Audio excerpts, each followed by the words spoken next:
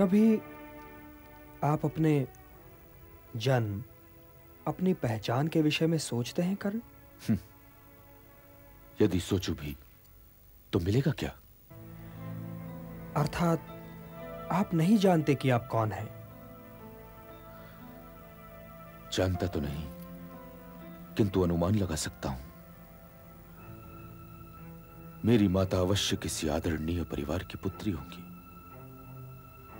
कदाचित कोई राजकुमारी, जिनका भवन गंगा तट पर होगा। जब ही तो मेरे जन्म लेते ही मुझे सहजता से गंगा में बहा दिया।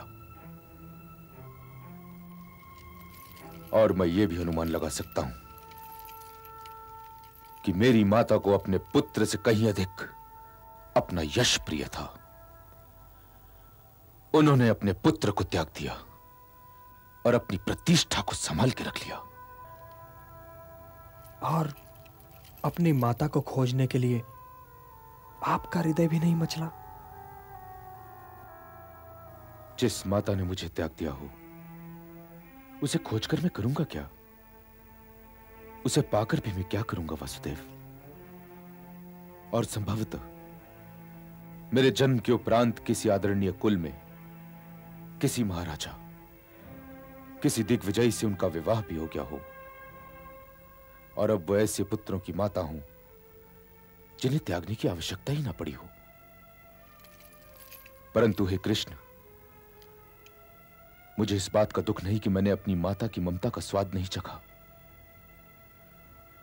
मेरी माता का नाम राधा है वासुदेव, और मैं उन्हीं के नाम से जाना जाता हूं, राधे। किंतु आप अचानक मेरे अतीत की समाधि की ओर क्यों निकल गए?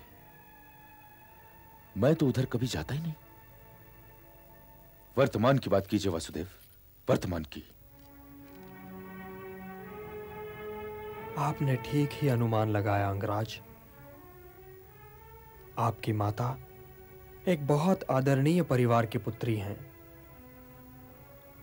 इसलिए जब आपका जन्म हुआ तो समाज की परिनिंदा से वे डर गईं। आज वे कई पुत्रों की माता हैं, परंतु उनके हृदय में एक सन्नाटा है राधे। उनका हृदय एक रिक्त स्थान है, एक रिक्त स्थान। वे दिन रात अपने उस पुत्र के विषय में सोचती रहती हैं जो कवच कुंडल पहने हुए जन्मा था। क्या आप ये कहना चाहते हैं कि मैं सूत पुत्र नहीं हूं? क्या आप ये कहना चाहते हैं कि मैं क्षत्रिय हूं? क्या मेरा यह अनुमान भी ठीक है कि आप मेरी माता को जानते हैं? हे वासुदेव, क्या मेरी माता जीवित है? क्या मैं उनके दर्शन कर सकता हूं? मुझसे मेरा परिचय करवाइए वासुदेव, मुझसे मेरा परिचय करवाइए। हे दानवीर, हे महारथी, क्या आप सत्य को सहन कर पाएंगे? सत्य का घाव अपमान के घाव से तो गहरा नहीं होता ना वासुदेव।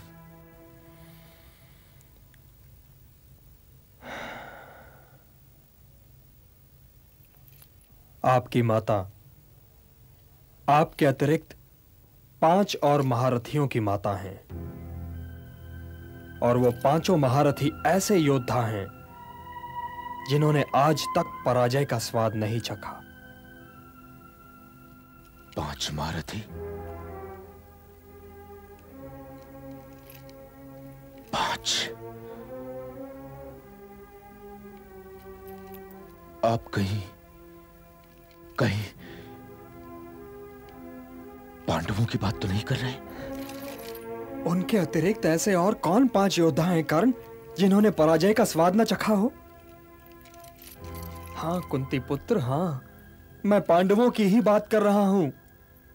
मेरी बुआ कुंती आपकी माता हैं और आप पांडवों के ज्येष्ठ भ्राता हैं।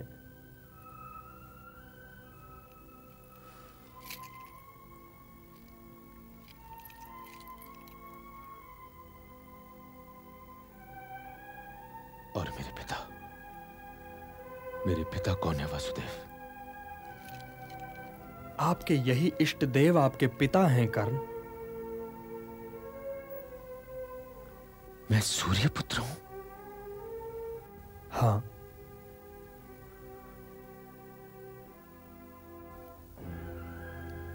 मेरे दुर्भाग्य की सीमाओं को क्या आप माप सकते हैं वासुदेव? मैं सूर्यपुत्र कर्ण राधेय के नाम से जाना चाहता हूं। मैं कुंती पुत्र कर्ण राधेय के नाम से जाना चाहता हूं। मैं कुलीन युधिष्ठिर, शक्तिशाली भीम, शूरवीर अर्जुन, सुंदर नकुल और बुद्धिमान सहदेव का ज्येष्ठ भ्राता कर्ण राधेय के नाम से जाना चाहता हूं। सारा संसार मुझे सूत पुत्र कहता रहा और मैं सुनता रहा मैं। तनिक सोचिए वासुदेव, तनिक सोचिए, तनिक मेरी पीड़ा समझने का प्रयत्न कीजिए और इसका उपचार बताइए। हे देवकी नंदन, आप तो ये सब कुछ पहले से जानते रहे होंगे ना, तो फिर आपने मुझे बताया क्यों नहीं? बताया क्यों नहीं वासुदेव, बताया क्यों नहीं? और आज मुझे क्यों बता रहे हैं आप? मैं तो पांडवों के लिए अपनी घृणा की पूंजी लिए जी रहा था और अपने को धनी समझ रहा था। मैं धनी समझ रहा था। आपने मुझे ये सब कुछ बताकर मेरा मानसिक संतुलन क्यों बिगाड़ दिया? मुझसे मेरी घृणा छीनकर मुझे निहत्था क्यों कर दिया? क्यों? आपने ऐसा क्यों किया? अब मैं अपने बाणों की दिशा अर्जुन की ओर कैसे कर पाऊंगा? हे मधुसूदन, आपने तो मुझे युद्ध के आरंभ से पहले ही हरा दिया। आपने ऐसा क्यों किया मधुसूदन, क्यों किया? हे मेरे प्रिय भ्राता कुंती पुत्र कर्ण, मैंने ऐसा इसलिए किया कि मैं ये नहीं चाहता कि ज्येष्ठ पांडुपुत्र अपने अनुजों के विरुद्ध युद्ध करे। आप बुआ कुंती के विवाह के पहले जन्म ले चुके थे, इसलिए नियमानुसार आप बुआ कुंती के पति महाराज पांडु के ज्येष्ठ पुत्र हैं। आप ज्येष्ठ पांडव हैं कर्ण, आप ज्येष्ठ पांडव हैं। मेरे साथ चलिए कर्ण। इंद्रप्रस्थ राज का मुकुट आपके सिर पर होगा। आपके अनुज आपका चरण स्पर्श करेंगे। सर्वश्रेष्ठ गदाधर भीम आपके सिर पर छत्र की छाया रखेंगे। अर्जुन आपका सारथी होगा और स्वयं मैं नकुल और सहदेव के संग आपके रथ के पीछे चलेंगे। स्वयं मैं कर्ण। हे प्रिय पांडुपुत्र, धर्म पालन में आप युधिष्ठिर जैसे हैं, धनुर्धरी में आप अर्जुन जैसे हैं, सौंदर्य में आप नकुल जैसे हैं और योद्धा की शालीनता में आप सहदेव जैसे हैं। मुझे तो आश्चर्य हो रहा है कि अब तक यह सब किसी ने देखा क्यों नहीं, कि अब तक किसी ने आपको पहचाना क्यों नहीं। मेरे साथ चलिए अंगराज, मेरे साथ चलिए। मैं सारे संसार को आपके चरणों में डाल दूंगा, सारे संसार को। और इससे ऊपर ये कि आपको 5 भाई मिल जाएंगे और आपको अपनी माता मिल जाएगी।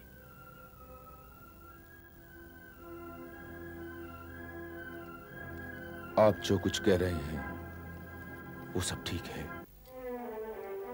परंतु मैं दुर्योधन का ऋणी हूं।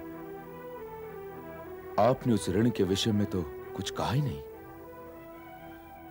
मैं आपके लिए भी अपने आप से झूठ नहीं बोल सकता केशव, नहीं बोल सकता। मैं जानता हूं कि पांडव तो आपकी कृपा के सुरक्षा छत्र के नीचे हैं। मैं क्या, युद्ध में तो उन्हें कोई भी नहीं हरा सकता। और मैं यह भी जानता हूं केशव कि कौरव सेना की पराजय निश्चित है। फिर भी मैं दुर्योधन ही के ध्वज तले युद्ध करूंगा। दुर्योधन के लिए मेरा आत्मविश्वास पराजय स्वीकार करने को भी तैयार है। हे मधुसूदन, अब जब यह जान लेने के बाद कि अर्जुन मेरा अनुज है, मैं उसकी ओर उसके प्राण लेने वाले वाण तो नहीं भेज सकता ना। फिर भी मैं युद्ध करूंगा, अर्जुन से युद्ध करूंगा। आप तो यह अच्छी तरह जानते थे ना कि मैं दुर्योधन की मित्रता को कभी नहीं त्यागूंगा। फिर भी आपने मुझसे मेरे जन्म का रहस्य बताकर अर्जुन के प्राणों की रक्षा कर ली। हे केशव, यदि आपने ऐसा न किया होता तो अच्छा होता। तो अब आप मुझे एक वचन दीजिए कि मेरे वीर गति को प्राप्त होने तक आप मेरे अनुजों को यह नहीं बताएंगे। यदि युधिष्ठिर को पता चल गया कि मैं उसका ज्येष्ठ भ्राता हूं, तो वो अपने सिर पर मुकुट रखना कभी स्वीकार नहीं करेगा। और राजा बनने योग्य तो मेरा अनुज युधिष्ठिर ही है। यदि उसने मुझे यह मुकुट दे दिया, तो मैं अंग देश के मुकुट का ऋण उतारने के लिए अपने मित्र दुर्योधन के सिर पर यह मुकुट रख दूंगा। और यह उस मुकुट से बड़ा अन्याय होगा, बड़ा अन्याय। हे मधुसूदन, अब हमारी भेंट रणभूमि में ही होगी। तब तक के लिए मुझे आज्ञा दीजिए। प्रणाम।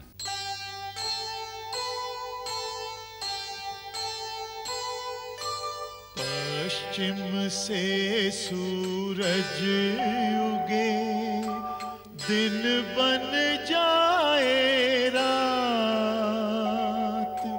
किंतु कभी ना मित्र से कर्ण करेगा घात, कर्ण करेगा घात।